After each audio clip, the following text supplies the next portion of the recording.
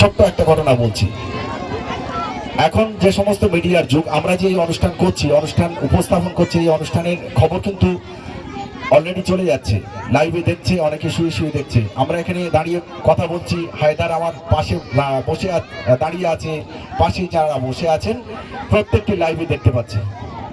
তো এখনকার মিডিয়া, এখনকার সংবাদ মাধ্যম হচ্ছে এটা, কিন্তু বিগত যারা 40 বছর বয়স্ক বা তার বেশি, তারা একটু পিছনের দিকে যদি স্মৃতির দিকে হাত লাই, তাহলে দেখতে পাবো আমাদের সময় সংবাদ মাধ্যম ছিল শুধুমাত্র একটা, সেটা হচ্ছে রেডিও।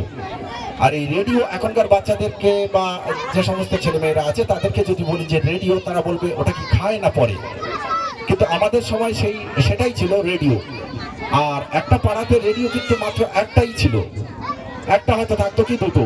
আর সেই রেডিওতে আমরা অনেকে মিলে সেখানে গিয়ে জড়ো হয়ে শুনতাম। সেখানে নাটক হতো, যাত্রা হতো, সেখানে দরজা হতো, সেখানে অনেক কিছু হতো। আর তার মাঝে মাঝে একটা করে অ্যাড দিত, যে সমস্ত কর্তৃপক্ষ যারা এই উপস্থাপন করছে তাদের একটা থাকতো। ঠিক এমনই একটা অনুষ্ঠান, যদি যারা আমার বয়সী বা 40 বছর বয়সের উপরে যারা আছেন তাদের মনে পড়ে যাবে, তারা যদি একবার একটু খেয়াল করেন। এমন একটি অনুষ্ঠানের কথা বলছি এবং অ্যাডের কথা বলছি। একটু রিভাব, হালকা হালকা রিভাব।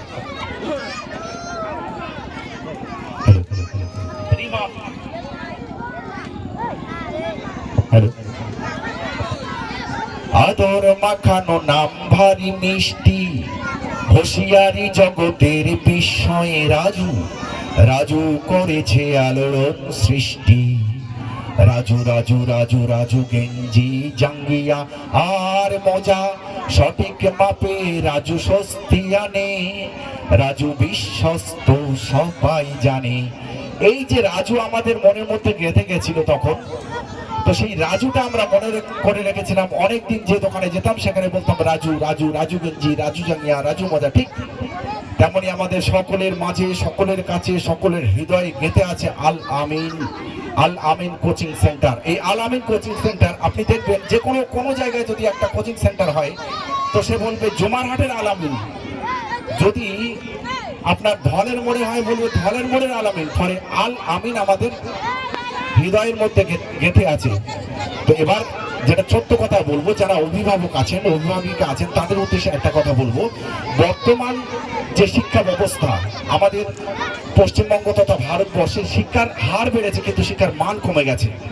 তো এই মুহূর্তে আমাদের বিশেষ করে প্রয়োজন, যারা বড় বড় মানুষ আমলা যারা আছেন, তারা তাদের বাচ্চাদেরকে প্রাইভেট স্কুলে পড়াবে আর তারা ভালোভাবে তৈরি করবে। কিন্তু আমাদের যারা আছে, আমরা যারা নিম্নবিত্ত, আমরা যারা মধ্যবিত্ত, আমাদের সন্তান সন্ততিরা এই সুযোগটা পায় না, তারা সরকারি স্কুলে পায়। আর সরকারি স্কুলের শিক্ষা ব্যবস্থা এমন নিম্নমানের হয়ে গেছে, আমি স্কুলকে খারাপ বলছি না, সরকারি স্কুলকে, কিন্তু এমন একটা পরিস্থিতি হয়ে গেছে। আমার বাড়ির পাশে মাদারপাড়া হাই মাদ্রাসা, মাদারপাড়া হাই মাদ্রাসা মাধ্যমিক যারা পরীক্ষা দেবে, এবছরই যারা পরীক্ষা দেবে বা নিউ 10 যারা হয়েছে, তাদের জন্য বর্ণ পরিচয় পড়াতে হয়। ফলে বুঝতে পারছেন আমাদের শিক্ষার মান কোথায় নেমে গেছে।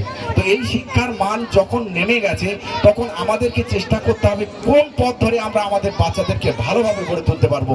আর সেই পথ হচ্ছে একমাত্র কোচিং সেন্টার এবং নার্সারি এবং কেজি স্কুলগুলো। আর তার মধ্যে থেকে আপনাদেরকে বেছে নিতে হবে কোন নার্সারি অ্যান্ড কেজি স্কুল ভালো কাজ হবে আর কোন কোচিং সেন্টার ভালো কাজ হবে, সে দায়িত্ব আপনাদের।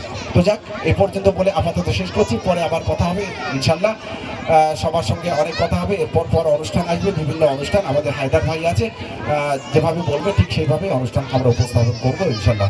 ভালো থাকুন, সুস্থ থাকুন।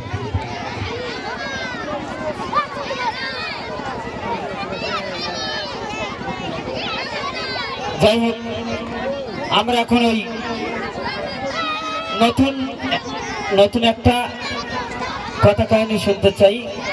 আমাদের ডাক্তার সাহেবের পরিচালনায় আমরা সেই অনুষ্ঠান দেখব। তারপরেই কিন্তু আমাদের বিদায়ী ছাত্রছাত্রীদের উপহার মাস্টারদের, সেটা আমরা